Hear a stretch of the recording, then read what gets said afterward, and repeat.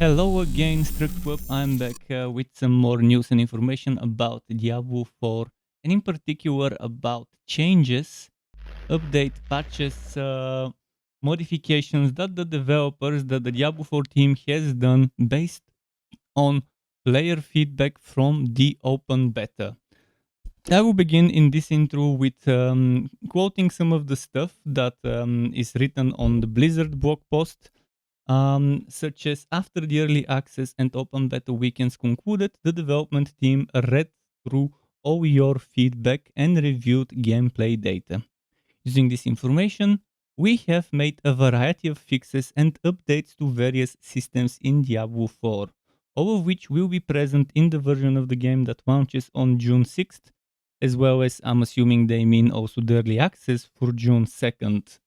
None of this would be possible without the community's dedication and love for the Diablo universe, to which we say thank you. Now, after this quote, I will go in detail, section by section, covering all the changes that have been made. So, buckle up, Struck and let's go.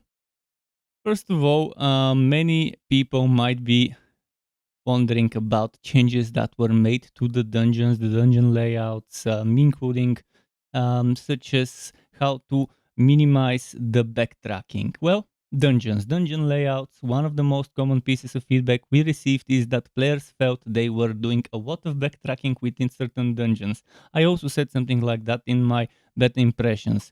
We have optimized multiple dungeons across all zones to minimize the need for backtracking. Here is a list of dungeons specifically in the Fractured Peak zone which received layout updates. Caldera Gate, Defiant Catacombs, Derelict Watch, Forbidden City, Horfrost Demise, Immortal Emanation, Core Dragon Barracks, Molewood, and Rhymestar Caverns. Here is a developer note regarding this. They're saying the following: our primary goal with the layout changes was to reduce certain kinds of backtracking which detract from a player's experience. An example of this change is that players previously needed to enter side rooms to interact with structure objectives, causing them to retread the same path. Now, many of our structure objectives have been repositioned along main dungeon pathways, making them easier for players to reach and allowing them to readily explore the dungeon after defeating the structure. And for this, I would be very thankful because this was one of the feedback in my beta impressions, and this was one of my suggestions to make sure that certain objectives are on the main path, so you don't have to do a lot of backtracking, so that you reach all the structural objectives and all the things you have to interact with or destroy or do whatever to be on the main route to the progression where the boss or the end of the dungeon is. So thank you, Blizzard, for this. As for dungeon events, the chance for events to spawn inside of a dungeon has increased from 10% to 60 whopping percent. Sixfold, 6 times of what it was before. I'm really happy about that. So dungeon gameplay. To reduce the need to backtrack, small numbers of struggling monsters will seek out the players to help complete the kill all monsters objective, which is pretty solid. When Animus is gathered, the players and nearby allies will gain 10 resource and reduce all active cooldowns by 1 second. Depositing Animus channel time was reduced from 3 to 0 seconds, so pretty much just click it and wait for a moment. The time to rescue was reduced from 3 to 1.5 seconds for those prisoners captives. All rescue objectives now drop a health potion upon completion. As well as while carrying the ancient statue, bloodstone, mechanical box, or stone carving, you will receive a momentum bonus granting a 25% move speed increase to you and nearby allies. Pedestals had their channel time reduced from 2 to 0 seconds. Returning a portable object to its pedestal now fully restores health, resource, potions, and resets cooldowns for all nearby players. All doors will now generate a minimap ping when they are opened. All structure objectives in dungeons now have additional combat mechanics players must overcome. Developer note about this is, while our dungeons offer a variety of objectives to complete, player feedback stated that the action of completing each objective felt tedious. And I agree about that, by the way. We hope that providing bonuses such as the increase to mobility while carrying certain objective items will streamline and vary the experience of completing objectives. This adjustment is merely a starting point, and we intend to extend this philosophy to keys in a future update. The next major talking point would be classes. There was a lot of feedback regarding certain things being, certain classes being weak in the early 25 levels, other classes being too strong with certain skills. So here is the rebalancing changes they did to the classes. First, in general, we have effects like stun and freeze can be applied to elite monsters twice as long before they become unstoppable. Reviewed class skills to confirm that all classes have access to sufficient skills that remove control impairing effects. Many legendary powers have had updates to their effectiveness, which would be the amount of the percentages or the numbers of bonuses that they give. A barbarian. First, for the barbarian, flat 10% passive damage reduction has been added for the barbarian class.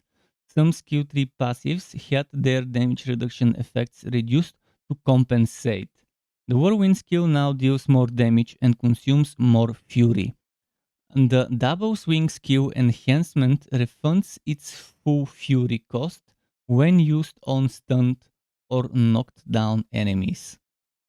Regarding the druid, companion skills will now deal heavily increased damage. All ultimate skills have had their cooldowns reduced. Usability improvements have been made to mow and pulverize, which is super interesting because I really like those skills. Using a non-shape-shifting skill will transform a druid back into their human form. I didn't even know that it wouldn't before, but it obviously makes sense. Necromancer. Summoned minions will die more often, requiring players to utilize corpses more often. This is actually something I was hoping they would maybe look into as balancing. Many bonuses in the Book of the Dead have had their stats increased. The damage dealt by the corpse explosion skill has been reduced. I'm not sure if that might be enough to nerf corpse explosion builds. I still think a cooldown would have been nice, but again, with a cooldown, you wouldn't be nerfing the explosive mist affix, so maybe reducing the damage was the way to go. The brightness of the skeletal warriors and mages has been reduced. So I really like that the minions will die more often. It will make us consider taking the taunting golem more as opposed to not taking a golem now. Now, regarding the rogue upgrades for subterfuge skills have had their bonuses increased. Multiple passive skills have had their bonuses increased. All imbuement skills have had their cooldowns increased. So they didn't make much specifics here, but still good to know. They looked into some minor changes here and there.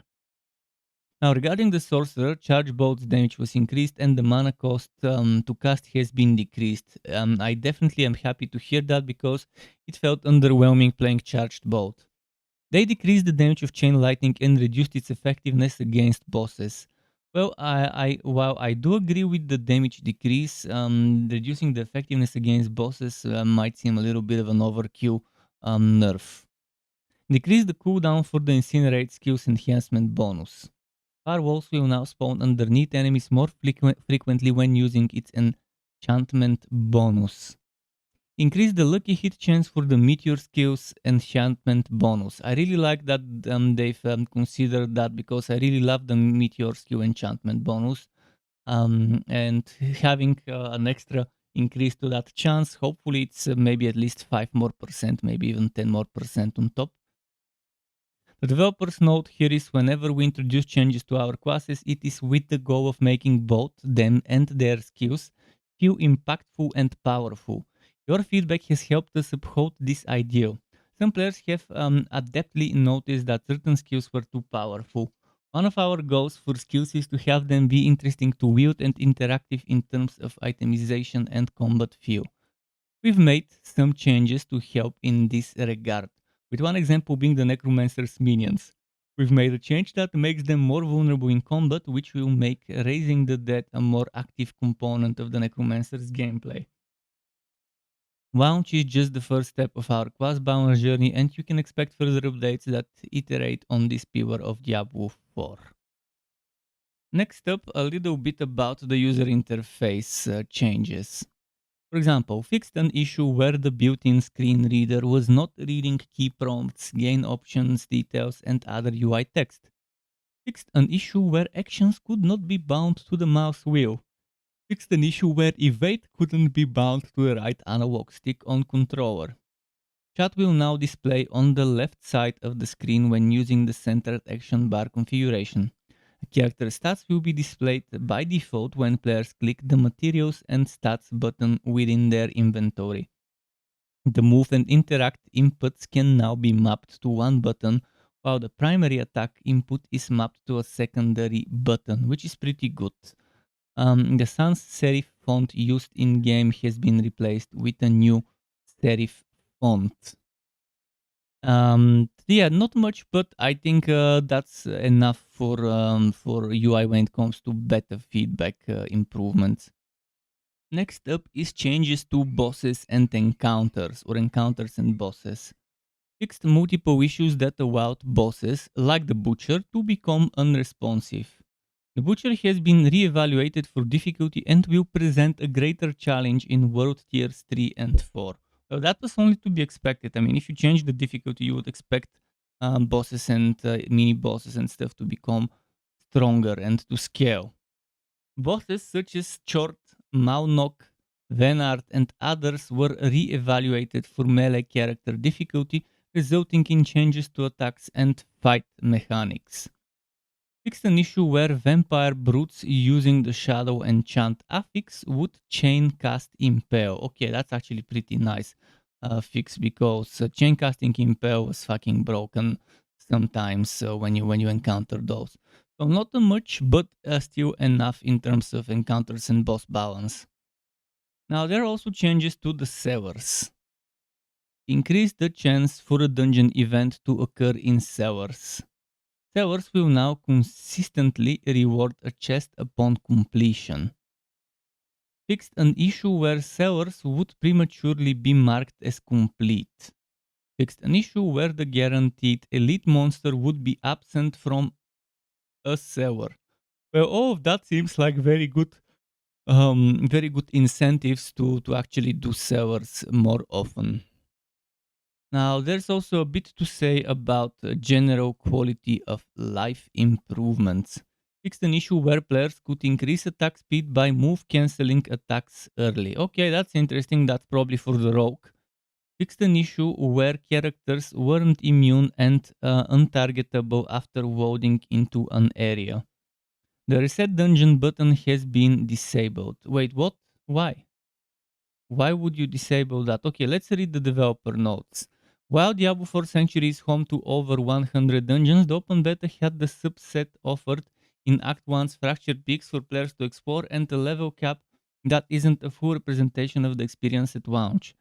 There are many reasons to complete a variety of dungeons, including collecting powerful affixes in the Codex of Power, and players will still be able to repeat dungeons by partying up with others and having them start the dungeon. We also wanted to make sure that resetting the dungeon wasn't a way for hardcore players to avoid death when experiencing a challenge in a dungeon. Still, we know it can be fun to repeat a specific dungeon, and the team is looking at a more permanent solution to this, like having some reasonable cap on how many times the same dungeon can be completed in a row to better support that style of play. In fact, in the full game, players will acquire sigils that will unlock nightmare dungeons, which are specifically designed to be completed repeatedly and are optimized to be highly rewarding and replayable. We'll have more to share on this in the future. Here my feedback is I didn't think this was needed. I don't think this was needed. If people want to repeat the same dungeon over and over, why prevent them from doing so? What is overpowered in being able to repeat the same dungeon multiple times in a row if you feel like it? I think this is probably the only thing I disagree when it comes to changes they have done. And I think instead of adding quality of life, this is removing quality of life. Fixed an issue that caused Gale Valley and Serac Rapture to have less monsters than intended until the campaign quests in those territories were completed. And while this is a lot of good feedback that they've taken and improved, based on Act 1. There are obviously a lot more they would get and a lot more they would improve for the other acts once the game actually starts. What is next for them? Next is the developer update live stream on the 20th of April, a 420 dev stream featuring Riker. On April 20th, 11 a.m. Pacific Daylight Time, game director Josh Shelley, associate game director Joseph Piepiora, hopefully I'm not butchering his name, and associate director of community Adam Fletcher, accompanied by special guest host Riker, will return for the next Diablo 4 developer update live stream. And I'm very happy that they're doing this. This is the better way to market a game. Instead of hiring people to stream the game early, you're making a developer stream where you have guest people, guest streamers, popular streamers as guests. This is, in my opinion, the proper way to market a game. Rather than giving early access to people to stream it on their own channel, invite them in the studio as a dev stream so they can be part or even remotely of a dev stream. So they're saying this time our group of Diablo 4 experts will uncover details about Diablo 4's endgame offerings and elaborate on the post-open beta changes made to classes and dungeons. They're also finishing with Hail Lilith, Blessed Mother, the Diablo 4 team. I'm really happy that they would be covering endgame. Hopefully we would see some bounties, some whispers of the dead in action. Hopefully we would see some Nightmare Dungeons action and maybe more reviews of world bosses, maybe sneak peeks or something like that. Hopefully they would elaborate on any other plans they might have for endgame, because Nightmare Dungeons and Whispers of the Dead and world bosses might not be enough. We might need something else there, something that's more familiar to the players as a rifting system. We'll see how it goes. But hopefully they have more plans, and hopefully they reveal some of those or tease some of those in 420 in the 420 developer stream. To get notified when I upload more content like this one or other builds and guides for Wooter and not so Wooter games, you can subscribe to my channel and hit that bell button to not miss out on notifications. As well as keep in mind there's something called memberships on YouTube, which lets you be a paying member for my channel to get access to perks such as emotes and badges made by me, as well as the option to get one-on-one tutoring for the very basics of Adobe Photoshop, Premiere and After Effects. And memberships can be cancelled at any time if you no longer want to be a member. Thanks for watching all the way until the end, Struck Web. Keep it cool until next time, and goodbye.